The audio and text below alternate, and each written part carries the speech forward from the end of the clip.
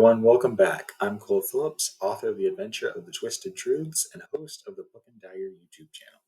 And today we're going to be talking about one of the greatest movie franchises of all time, and that is the John Wick franchise. Now, for those of you who are not familiar with John Wick, there will be some slight spoilers, but it'll only be on the first movie.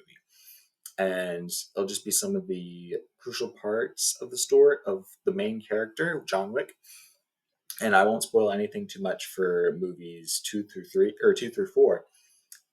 In my personal opinion, John Wick 4 is one of the best movies of all time, one of my favorite movies of all time. So I'm hoping that if you've never watched John Wick, you will, after watching this video, you will make some time in your schedule and you will go watch the John Wick franchise. They're really good action movies. Lots of very realistic and awesome fight scenes with all kinds of different weapons. You've got gun fights, you've got knife fights, you've got sword fights, you've got hand-to-hand combat, you've got car chase scenes.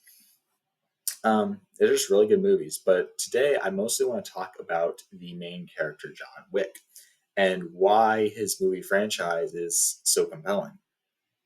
And I think a big part of that is the fact that John Wick is, as a character, is almost like perfect. And here's why. I'll give you some examples. So I'm just going to tell you a little bit about I think it's the first little part of the first John Wick movie. So the movie opens with the titular character, John Wick, and he is he's just this dude living in this massive house. But his wife died recently, and he loved his wife very much. So it kind of opens with he has some memories of the happy times he had with his wife, and then it shows the scene of his wife dying in the hospital. And so he's heartbroken, sad, doesn't really know what he's going to do anymore.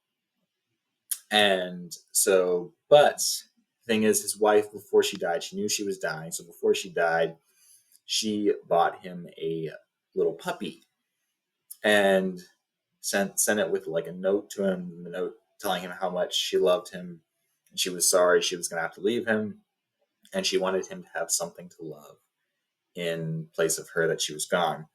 So she sent him this little puppy, and John Wick is sad about his wife, but he falls in love with the puppy, and the puppy kind of gives him something to love, kind of gives him somebody to love, and reason for him to keep living is so he can care for this puppy.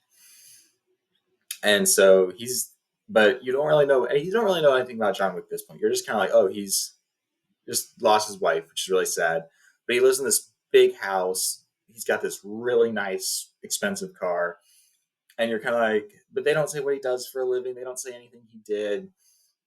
So you're just kind of sitting there like, okay, this is going to be a sweet little story about a guy living with his puppy.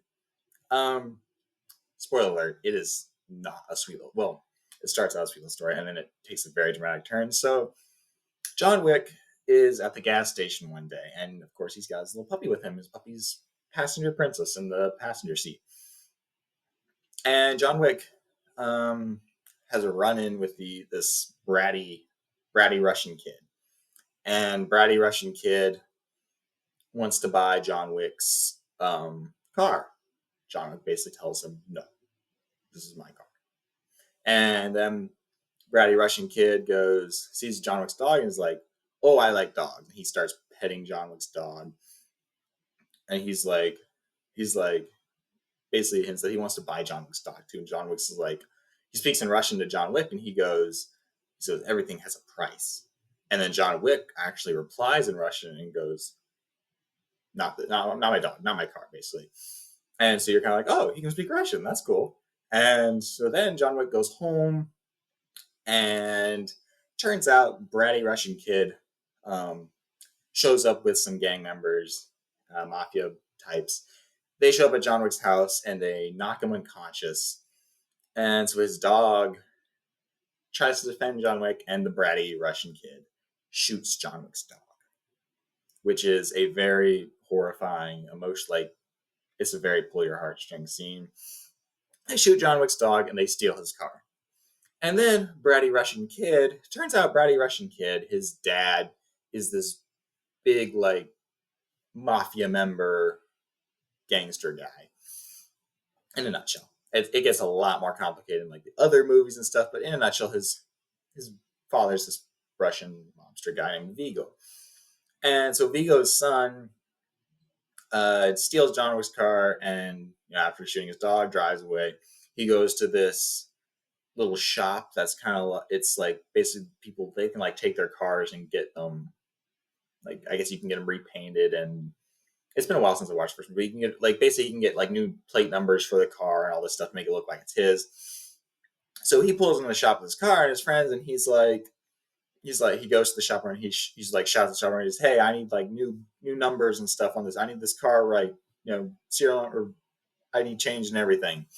The car shop owner takes one look at the car and he goes, "Where'd you get that car? Like, where'd you get that car?" And the bratty kid's like, "Who cares? Who cares where I got it? What do you care?" And the guy's like, "Where'd you get that car?"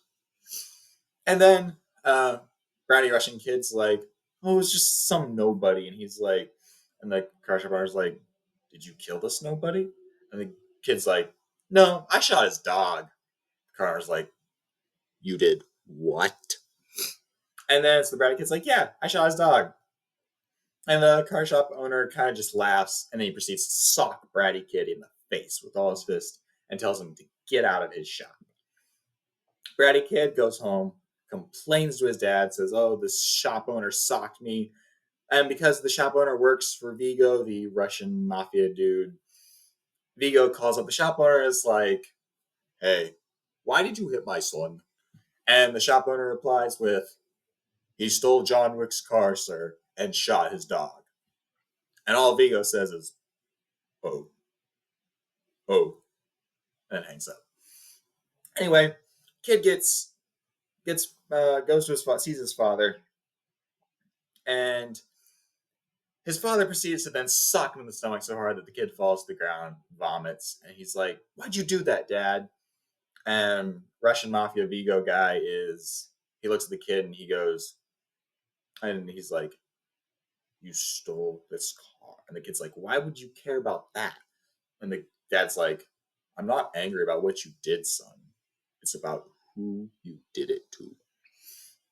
And the son's like, "What? That nobody?" And the dad looks at one of the best scenes in the whole movies.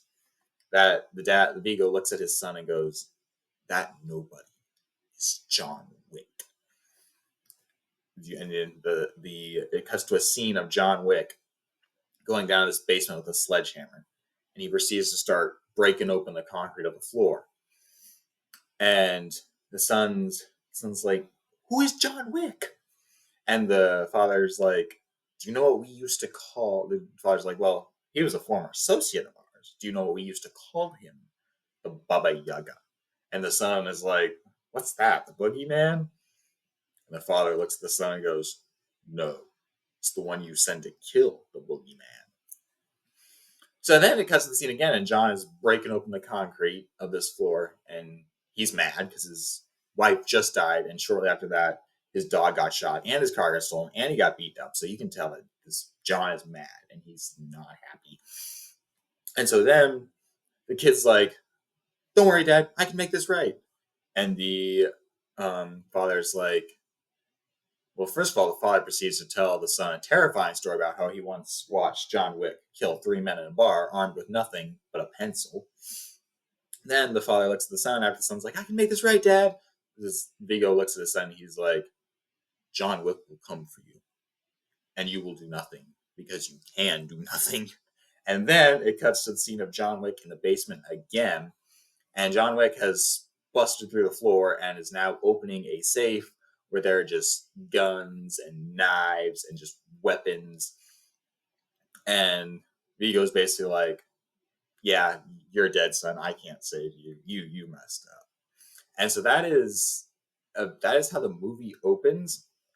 It is a really great way to introduce. I think it's an amazing way to introduce the main character of a movie, because a lot of main characters, they start out just like just an innocent nobody, and then stuff happens to them and they start to progress They start their growth arc basically.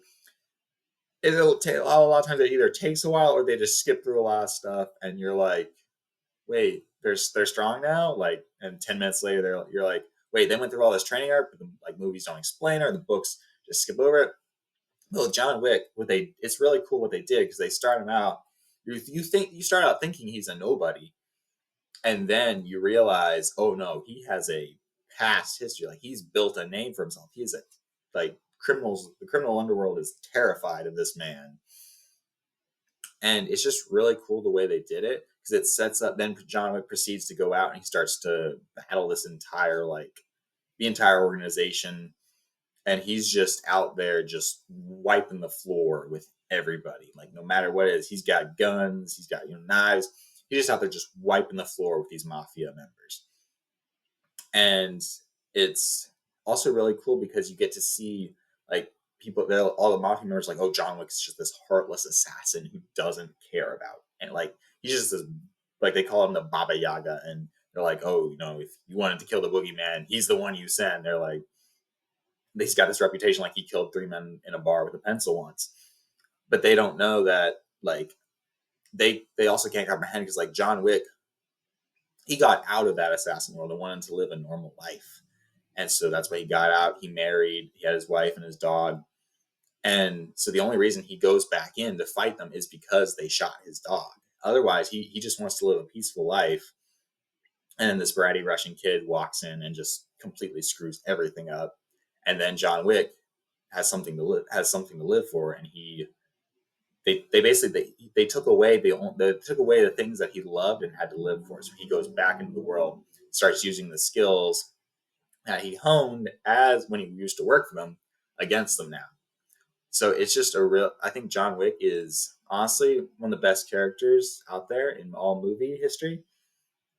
Like I said, there are 4 movies, and John Wick 4, I would say, is by far the best of the John Wick movies, and it is also my personal favorite.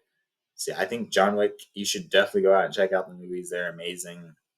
And let me know in the comments what you think of them and what you thought of this video. Have a nice day, guys.